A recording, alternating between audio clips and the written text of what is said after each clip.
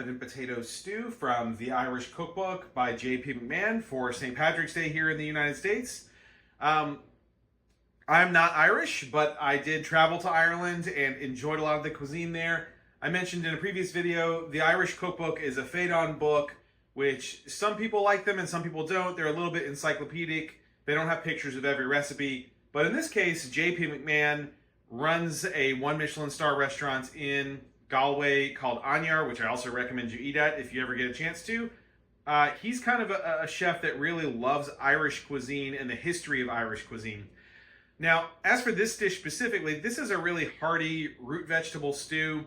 It gives off a lot of flavors of fresh vegetables, and the rabbit is a very uncommon protein. I saw a market nearby me had whole rabbit, which is pretty uncommon in my area, so I decided to pick one up and look and see what I could make with it.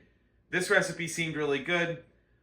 Fun fact, my brother-in-law frequently likes to quote Gollum making rabbit and potato stew in the Lord of the Rings movies. You know, that's where Gollum goes, "What's taters, precious?" So if you want to give it a shot, the meat itself, after you long cook it like this in a stew, it kind of just has a texture and an appearance similar to chicken, but it definitely has a much gamier flavor. So let's go ahead and hop into the kitchen and get started and make this recipe.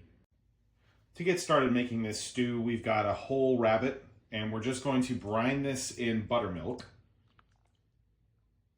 Go ahead and just fill this up. Buttermilk's not terribly expensive, so you should be able to get enough to really soak this well.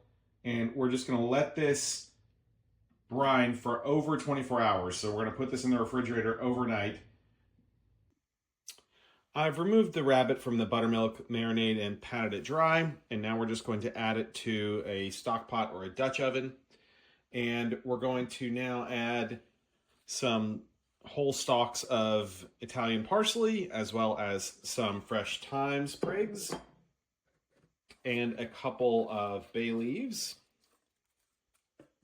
Actually, I put 3 because I like that flavor. And now we're just going to cover this with water.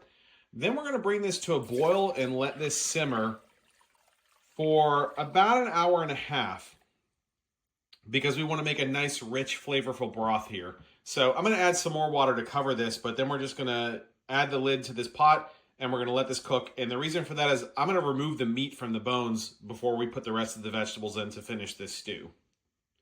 All right, our stewing is done and a wonderful, rich bone broth has developed here. Look at how that meat just falls apart. So I'm going to take this meat and bone and move it off to the side here and let it cool down. I'm going to shred the meat and return that to the pot later. And we're also going to go ahead and remove all of these leafy herbs so that we just have a clear rabbit broth left over. This is a very hearty stew, and it's got a lot of really good vegetables that are going to make it even better. So we've got 2 onions that I've diced, and that's going to go into the broth.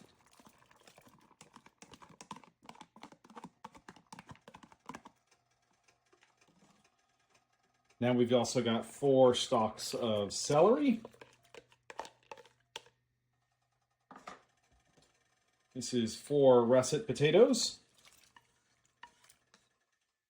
And 4 large carrots.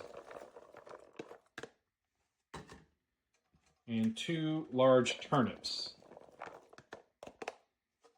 So you can see how full that pot got.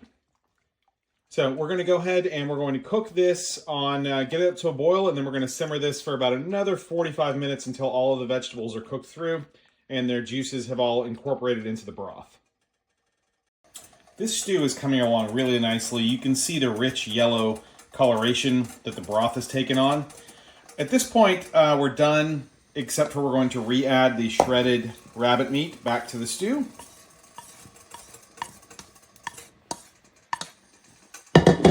And just get all that incorporated in with everything.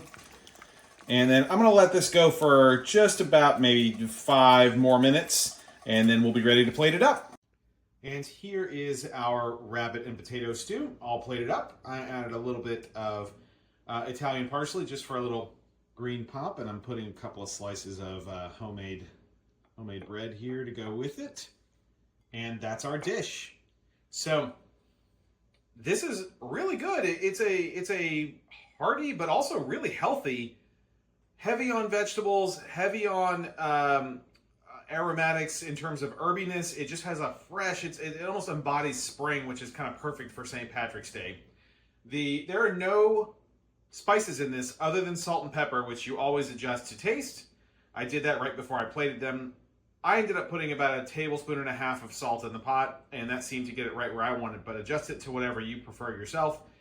But other than salt and pepper, this is all herbs and vegetables to go with that just wonderful bone broth from boiling that rabbit.